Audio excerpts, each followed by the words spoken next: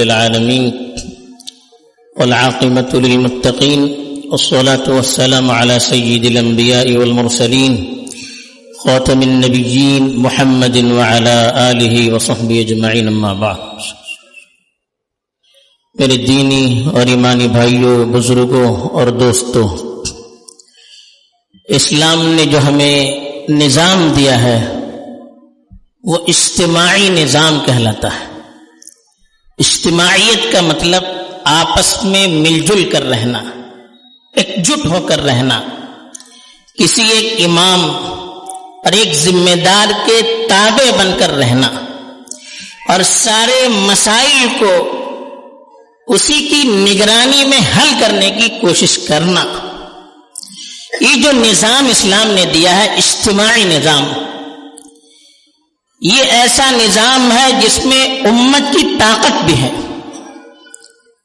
امت کی حفاظت بھی ہے اور امت کے لیے سکون اور اطمینان کا ذریعہ بھی ہے.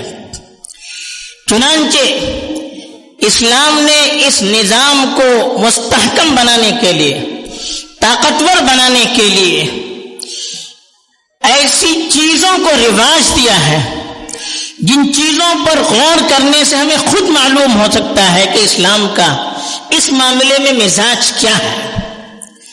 اسلام اس طرح کی چیزوں سے ہم سے کس بات کا مطالبہ کرتا ہے، یہ ان چیزوں پر غور کرنے سے خود بخود معلوم ہو جاتا ہے. مثلا ہم نماز پڑھتے ہیں، نماز پڑھنے کے لیے کہا گیا کہ جماعت سے نماز پڑھیے. گھر میں الگ سے نماز پڑھیں گے نماز تو ہو جائے گی، لیکن جو ثواب جماعت سے نماز پڑھنے میں ملتا ہے وہ ثواب گھر میں نماز پڑھنے پر نہیں ملتا. اور جماعت سے نماز پڑھنے میں بھی کہا گیا کہ ایک امام ہو اور سارے جو پیچھے لوگ کھڑے ہیں پوری نماز میں اس کو دیکھے کہ وہ کیا کرتا ہے، اس کے ایک ایک حرکات کے اپنے آپ کو تابع رکھے. وہ جب نیت باندھتا ہے، تکبیر کہتا ہے، تو پیچھے والوں سے کہا آپ بھی تکبیر کہیے. وہ جب رکوع میں جانے کا اعلان کرتا ہے، پیچھے والوں سے بھی کہا گیا کہ ان کے پیچھے جائیے، آگے مت جائیے. اس پر وعیدیں سنائی گئی، بہت زیادہ پیچھے بھی مت رہیے، اس سے بھی پھر جماعت کا ثواب ملنے میں خطرہ ہو سکتا ہے. ایسے ہی روزہ ہم رکھتے ہیں، روزے کے سلسلے میں بھی کہا گیا کہ جب تک مسلمانوں کا جو ذمہ دار ہے، خلیفۃ المسلمین ہے یا قاضی ہے، اس کی طرف سے اعلان نہ ہو تب تک روزے مسلمانوں کے لیے اس روزے کی کوئی اہمیت نہیں رہتی جب تک گواہی قاضی کی طرف سے ثابت نہ ہو جائے. ایک آدمی دیکھتا ہے لیکن اس کی گواہی اگر ثابت نہیں ہو پاتی ہے تو ہمیں روزہ رکھنے کے لیے نہیں کہا گیا. ہمیں کہا گیا کہ جو اجتماعی نظام ہے اس کی پابندی کی جائے. روزہ رکھیں گے بھی تو کیسے؟ ایک ہی وقت میں سب کو رکھنا ہے. اذان ہو گئی فجر کی، پھر کھانے پینے پر پابندی. ایک ہی وقت پر سب کو افطار کرنا ہے. اذان ہو گئی مغرب کی، اب کھانے کی اجازت، اس سے پہلے کسی کو اجازت نہیں ہے. روزہ رکھے تب بھی سب ساتھ میں، روزہ افطار کرے تب بھی سب ساتھ میں، یہاں تک کہ عید منانی ہے تب بھی جب تک اعلان اوپر سے نہ ہو، کسی انفرادی آدمی کی صرف گواہی پر جو ثبوت تک نہ پہنچی ہو اس پر ہمیں دھیان نہ دینے کے لیے کہا گیا. کیوں کہا گیا؟ اجتماعیت کو باقی رکھنے کے لیے، اجتماعی نظام کو قائم کرنے کے لیے، مسلمانوں کے ذہنوں میں اس بات کو بٹھانے کے لیے. یہاں تک کہا گیا کہ سفر آدمی کرتا ہے، کہا کہ ایک آدمی تنہا سفر نہ کرے، اس کے ساتھ شیطان رہتا ہے. دو آدمی بھی نہ کرے، ان کے ساتھ بھی شیطان رہتا ہے. تین آدمی کم از کم رہیں گے تو ایک جماعت ہو جائے گی. پھر سفر کرنے کے لیے کہا. حدیث میں فرمایا گیا الراکب شیطان والراکبان شیطانان وثلاث رکب. کہا کہ تنہا سفر کرنے والا وہ شیطان ہوتا ہے، دو آدمی سفر کریں شیطان ہوتا ہے، ان کے ساتھ شیطان ہوتا ہے جو انہیں غلط کاموں پر ابھار سکتا ہے. پھر کہا تین آدمی قافلہ مانا جائے گا، وہ ایک جماعت مانی جائے گی، پھر اس کا ایک امیر مقرر ہوگا، پھر پورا قافلہ اس کی عمارت میں چلے گا۔ ہر چیز میں اسلام نے ہمیں ایک شخص کو امیر بنا کر اس کے تابع رہ کر زندگی گزارنے کے لیے کہا۔ اسی لیے قرآن میں بھی زور دیا گیا وَاعْتَصِمُوا بِحَبْلِ اللَّهِ جَمِيعًا وَلَا تَفَرَّقُوا، کہا کہ اللہ کی رسی کو مضبوطی سے تھامے رہو، آپس میں اختلاف انتشار مت کرو۔ اب حبل اللہ کیا ہے؟ حضرت عبداللہ بن مسعود رضی اللہ تعالی عنہ نے فرمایا حبل اللہ کا مطلب مسلمانوں کی جماعت ہے، مسلمانوں کی اجتماعیت ہے۔ کہا کہ اس سے جڑے رہیے، اس کے تابع بن کر رہیے۔ اگر اس سے ہم کٹ جائیں گے تو پھر اختلاف، انتشار، آپسی تناؤ، ہر چیز ہو جائے گی۔ اور دشمن یہی چاہتا ہے کہ جتنے ہمارے اجتماعی ادارے ہیں ان کو کمزور کیا جائے، یا تو توڑ دیا جائے یا کمزور کیا جائے، مسلمانوں کے دلوں سے اس کی ہیبت اور اس کی حیثیت کو ختم کر دیا جائے۔ اس کے لیے آپ دیکھیے جو بھی اجتماعی پلیٹ فارم ہے اس کے خلاف کچھ لوگوں کو کھڑا کیا جاتا ہے، جو بھی اجتماعی پلیٹ فارم ہے اس کے خلاف میڈیا کے ذریعے سے پروپیگنڈے پھیلائے جاتے ہیں، اس پر سے مسلمانوں کا اعتماد اٹھانے کے لیے طرح طرح کے ہتھ کنڈے استعمال کیے جاتے ہیں تاکہ اس کی اہمیت گھٹ جائے گی، مسلمان اس سے الگ ہو جائیں گے، منتشر ہو جائیں گے، پھر ان کا کوئی اپنا وزن نہیں رہے گا۔ سارے مسلمانوں کی جو آواز ہوتی ہے، اس میں جو طاقت ہوتی ہے، اس میں جو روب ہوتا ہے، اس کا جو اثر ہوتا ہے، الگ الگ 50 آوازیں اٹھے گی، کوئی اس کا اثر ہوتا نہیں ہے۔ جہاں مسلمان آپس میں منتشر ہو گیا، آپ سمجھیے اس کی طاقت ٹوٹ گئی، اس کی ہمت پست ہو گئی، دشمنوں کے دلوں سے اس کا رعب ختم ہو گیا۔ اسی لیے قرآن نے فرمایا وَلَا تَنَازَعُوا، کہ آپس میں ایک دوسرے کے ساتھ کھینچا تانی مت کرو۔ تنازع میں کھینچنا، ایک رسی ہے یہ بھی کھینچ رہا وہ بھی کھینچ رہا ہے، وہ کہتا میں صحیح، وہ کہتا میں صحیح، اس سے کیا ہوتا ہے؟ پھر انتشار پیدا ہوتا ہے۔ فَتَفْشَلُوا، آپ ناکام ہو جاؤ گے، دشمنوں کے سامنے بزدل ہو جاؤ گے۔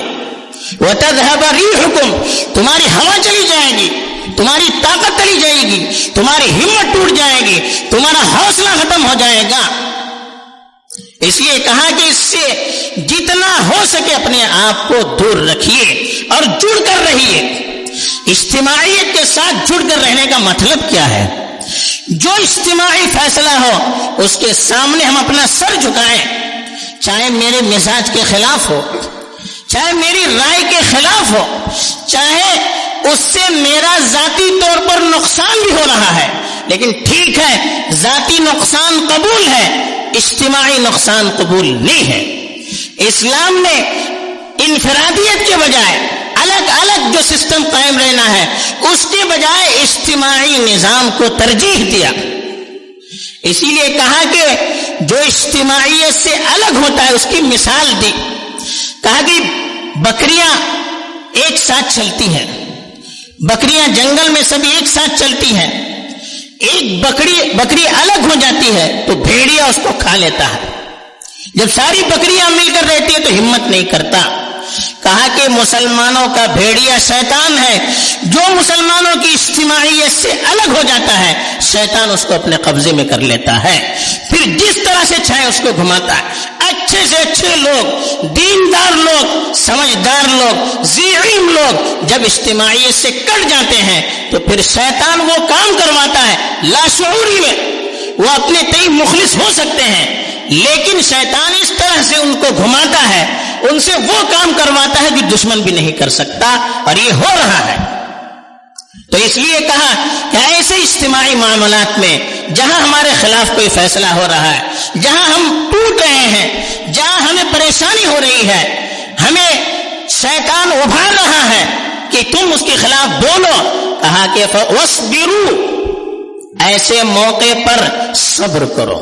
صبر کا مطلب یہ کہ ایسے موقع پر اپنے آپ کو دبائے رکھو، اپنے جذبات کو دبائے رکھو، جو مسلمانوں کا امیر ہے، جو مسلمانوں کا ذمہ دار ہے، اس کے خلاف آواز اٹھانے میں احتیاط کرو۔ ہم اپنے لیے صحیح سمجھ کر آواز اٹھائیں گے، لیکن اس کا نتیجہ کیا ہوگا؟ پوری اجتماعیت ٹوٹ جائے گی، پورا بھرم ٹوٹ جائے گا۔ اسی لیے کہا کہ جب قوم منتشر رہتی ہے، ملت منتشر رہتی ہے، تو ایک طرح کا ان کے لیے عذاب ہوتا ہے یہ۔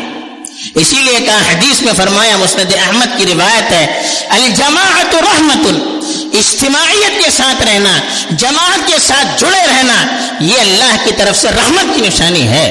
اس کی وجہ سے لوگوں کے دل صاف رہتے ہیں، اس کی وجہ سے آپس میں محبت رہتی ہے، اس کی وجہ سے معاشرے پر سکون اور اطمینان سایہ فگن رہتا ہے، اس کی وجہ سے لوگ آپس میں جڑے رہتے ہیں۔ اس لیے کہا یہ اللہ کی رحمت کی نشانی ہے۔ اور کہا والفرقۃ عذاب، آپسی انتشار، ایک دوسرے کی مخالفت، ایک دوسرے کی دشمنی، جماعت سے الگ ہونا، اجتماعیت سے الگ ہونا، یہ اللہ کے عذاب کی نشانی ہے۔ اس کی وجہ سے پھر امت کے اندر جو تناؤ آتا ہے، ہم اپنی آنکھوں سے ساری چیزیں دیکھ رہے ہیں۔ اس لیے کہا گیا کہ اجتماعیت کے ساتھ جو جڑا رہتا ہے، اللہ اس کے دل کو بھی پاک اور صاف رکھتا ہے، کینوں سے، حسد سے، دشمنی سے، بغض سے، ایک دوسرے کے خلاف نفرت سے، اس سے پاک رکھتا ہے اللہ تعالیٰ۔ فرمایا حدیث میں کہ 3 چیزیں، ثلاث خصال لا یغل علیہن قلب مسلم، 3 چیزیں ایسی ہیں کہ مسلمانوں کا دل اس سلسلے میں خیانت نہیں کرتا ہے۔ ایک کیا ہے؟ اخلاص العمل للہ، اللہ کے لیے خالص عمل کرنا۔ دوسرے کہا کہ طاعت اولاۃ الامر، جو آپ کے ذمہ دار ہیں ان کی بات ماننا۔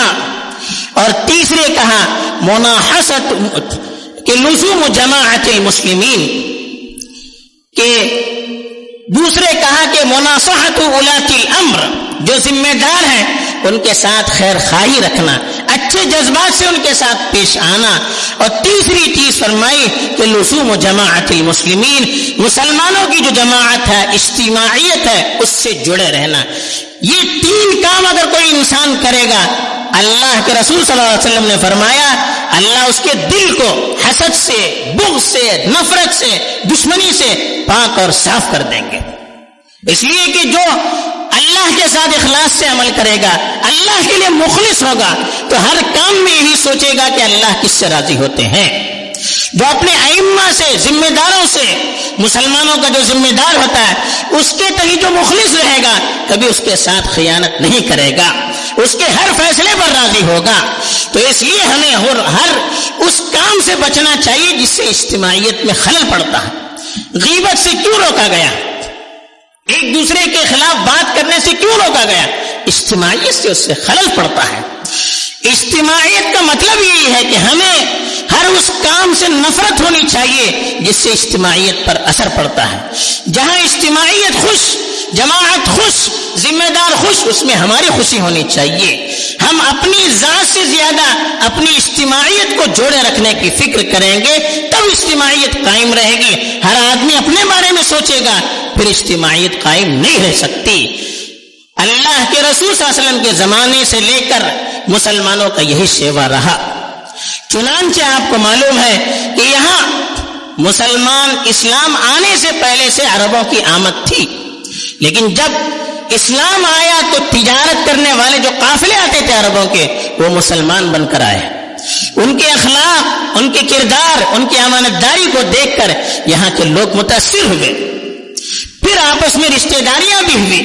پھر یہاں پر جب قیام مسلمانوں نے کیا تو سب سے پہلا کام انہوں نے یہی کیا کہ نماز اور جمعے کے لیے مسجد قائم کی، اور اس کے ساتھ اجتماعیت کے ساتھ جڑے رکھنے کے لیے اجتماعی نظام قائم کیا۔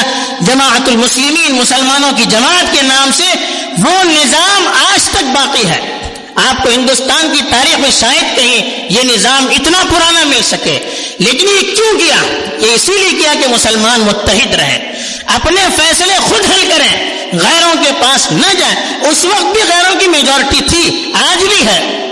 اسی نظام نے ہمیں منتصر ہونے سے بتایا، اسی نظام نے ہمیں یہاں کی تہذیب میں ضم ہونے سے ہماری حفاظت کی. ہماری اسلامی خصوصیات، ہماری اسلامی تہذیب، اس کے باقی رہنے کا اگر کوئی سبب ہے تو یہی ہمارا اجتماعی نظام ہے، جس کے سائے میں رہ کر ہمارا ایمان بھی محفوظ رہا، ہماری تہذیب بھی محفوظ رہی، ہمارا کلچر بھی محفوظ رہا، ہماری طاقت بھی محفوظ رہی، ہماری آواز بھی محفوظ رہی. ہر چیز کو اللہ تعالیٰ نے باقی رکھا. اسی نظام کو ہمیں باقی بھی رکھنا ہے اور اس کو طاقتور بنانے کے لیے کوشش بھی کرنی ہے. اسی کے لیے پروگرام منعقد کیا جا رہا ہے کہ ہمیں اپنی تاریخ سے ہم واقف کریں، تاکہ جو کمزوریاں، جو ہمارے اندر پست ہمتی اور جو ایک طرح سے غلط فہمیاں ہو رہی اس کو دور کریں، ایک نئے سرے سے ایمانی تجدید ہو. اسلاف کی تاریخ ہم پڑھیں گے، ہمیں معلوم ہوگا ہم کون ہیں، ہماری ذمہ داریاں کیا ہیں، ہمیں کیا کرنا ہے، کس طرح سے ہمارے اسلاف نے قربانیاں دی، ہمیں کس طرح سے قربانی دینی چاہیے اور کس طرح سے ہمیں اپنی اجتماعیت کو برقرار رکھنا چاہیے تاکہ ہمارا دین بھی محفوظ رہے، ہماری طاقت بھی محفوظ رہے اور ہمارا صحیح پیغام دوسروں تک بھی صحیح انداز سے پہنچ سکے. اسی مقصد کے لیے پروگرام ہمارے ذمہ داروں نے سوچا کہ اس طرح کے پروگرام کے ذریعے سے ایک نئی بیداری لائی جائے. تو اب ہماری ذمہ داری ہے کہ ہم دل و جان سے اس میں شریک رہیں اور بہتر سے بہتر بنانے کے لیے کوشش کریں اور جو فیصلے ہوتے ہیں دل و جان سے اس کو قبول کریں اور پھر اس کی روشنی میں ہم آگے بڑھنے کی کوشش کریں. اللہ تعالیٰ کامیاب فرمائے، ہم سبوں کی حفاظت فرمائے، ملت کو جوڑنے کا، آپس میں متحد رہنے کا، محبت کے عام کرنے کا اس کو ذریعہ بنائے اور اپنی رضامندی اور قبولیت سے نوازے. آمین. وآخر دعوانا الحمد للہ رب العالمین.